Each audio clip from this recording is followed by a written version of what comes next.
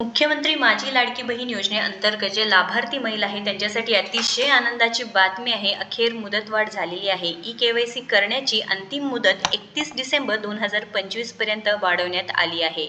तर लाडक्या बहिणींनो, महत्त्वपूर्ण अपडेट असणार आहे, त्यामुळे या व्हिडिओला जास्तीत जास्त शेअर करा व आपल्याला फॉलो सबस्क्राईब करायचं आहे।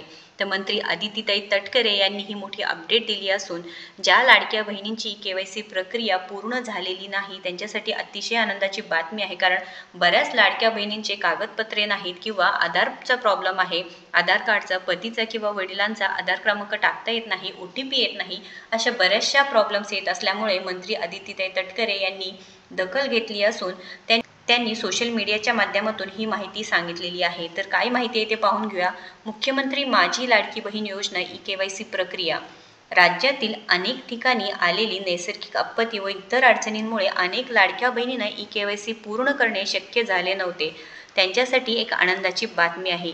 ई-केवायसी करण्याची अंतिम मुदत आता 31 डिसेंबर 2025 पर्यंत वाढवण्यात आली आहे। तर लाडक्या बहिणींनो, लक्षात घ्या, 18 नोव्हेंबरपर्यंत शेवटची मुदत होती, परंतु आता ई-केवायसीची मुदत वाढवून 31 डिसेंबरपर्यंत वाढवण्यात आली आहे व या योजनेचा लाभ अखंडितपणे सुरू ठेवण्यासाठी पात्र भगिनींनी त्वरित ई-केवायसी प्रक्रिया पूर्ण करायची आहे। आपण आधीही सांगितले आहे की ई-केवायसी करणे बंधनकारक असणार आहे।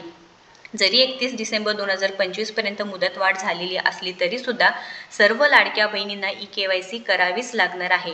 100% ही प्रक्रिया तुम्हाला पूर्ण करावी लागणार आहे। विधवा, एकल, घटस्फोटित महिला तसेच ज्या महिलांचे वडील हयात नाही अशा महिलांसाठी आवश्यक ते बदल करण्यात आले आहेत।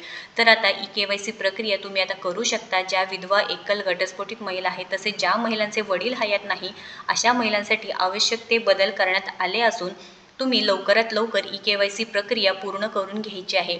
मंत्री अदितीताई तटकरे यांनी मोठी अपडेट दिली असून लाडक्या बहिणींनो, जास्तीत जास्त ही व्हिडिओ आपल्या लाडक्या बहिणींपर्यंत पोहोचवायचा आहे। ज्यांना विधवा किंवा एकल, घटस्फोटित महिला आहेत, ज्यांना वडील नाहीत किंवा पती नाहीत अशा महिलांनी लवकरात लवकर ई-केवायसी करायची आहे। त्यांची प्रक्रिया सुरू झाली असून आवश्यक ते बदल करण्यात आले आहेत। वेबसाईटवरती ही माहिती मंत्री अदितीताई तटकरे यांनी दिली आहे। महत्त्वपूर्ण माहिती शेअर करा व अशाच महत्त्वपूर्ण माहितीसाठी आपल्याला फॉलो सबस्क्राईब करा।